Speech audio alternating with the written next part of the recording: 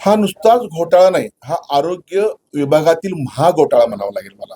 आणि तो सुद्धा दुर्दैवाने खोटे अपंगाचे दाखले देऊन पैसे मिळवता हा गोरखधंदा अनेक वर्षापासून सरकारी दवाखान्यात सुरू आहे.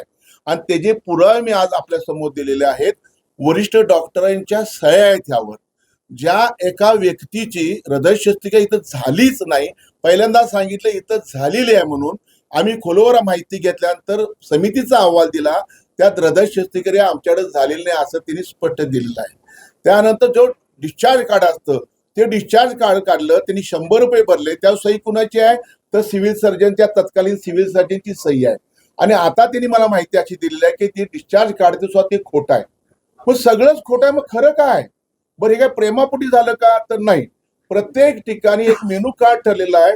दाताला किती पैसे, कानाला किती पैसे, डोळ्याला किती पैसे, आरोग्याला आपल्या आर्थोला किती पैसे, ह्या पैशाचं मेनू कार्ड ठरवणारे एक सीपीआर मधला दलाल आहे आणि जिल्हा परिषद दलाल हे ठरवून वरिष्ठांपर्यंत ही साखळी पोचलेल्या भ्रष्टाचाराची. आणि जर असं होणार असेल तर मग अपंग जे खरे अपंग आहेत त्यांना लाभ मिळणार आहे, कारण का त्यांना राजकीय कुठं आश्रय नाही, त्याच्यावर पैसे नाहीत. म्हणून आंबेडकर साहेब, मुश्रीफ साहेब आणि मुख्यमंत्री साहेबांनी ह्यात लक्ष घातलं पाहिजे. आणि खरोखर मग कुणी असून दे, सीएस असून दे, हेड ऑफ द डिपार्टमेंट, ज्यांनी ज्यांनी सह्या केल्यात खोट्या नाट्या, सगळ्या खोट्या नाट्या सही केल्या आहेत. शिक्षक, आणि जर शिक्षक जर असे करणार असतील तर तुम्ही विद्यार्थ्यांना काय धडे देणार? देशाचं भविष्य कसं घडणार? इथं टीईटी घोटाळे होत आहेत, दादा भुसे काय बोलत नाहीत, इथं हे घोटाळे होत आहेत. आणि दुर्दैवाने म्हणावं की सुदैवाने म्हणावं, दोन्ही मंत्री आरोग्याचे आमच्या जिल्ह्यातले आहेत. आंबेडकर साहेब आपण परवा बोलला होता की माझ्या डिपार्टमेंटचं कुठे घोटाळा होत असेल, पटाळ होत असेल, मला सांगा, आपण ते दोघं मिळून करू. मी साहेब तुमच्या याला तयार आहे. त्यानंतर मुश्रीफ साहेब तुम्ही सुद्धा, कारण एक डिपार्टमेंट तुमच्याकडे, एक डिपार्टमेंट त्यांच्याकडे आहे, हे ताबडतोब ही तपासणी वरिष्ठ लेवल झाली पाहिजे. तुकाराम मुंडे साहेबांना विनंती करीन, बलकटे साहेबांना विनंती करीन मी की साहेब हा महाराष्ट्रातला घोटाळा आहे, कोल्हापूर जिल्ह्यामध्ये फक्त नाही आहे, अहिल्यानगरमध्ये ते झालं.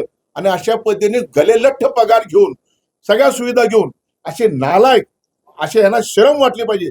असे अधिकारी टाळूचं लोणी खाणं असतील तर त्यांना नुसते सस्पेंड नाही, त्यांना बडतर्फ करा, त्यांच्या फौजदारी गुन्हे दाखल करा. आणि सगळे आतापर्यंत त्यांच्या कारकिर्दीमध्ये जे आतापर्यंत दाखले दिलेत त्याची फेरपडताळणी करा.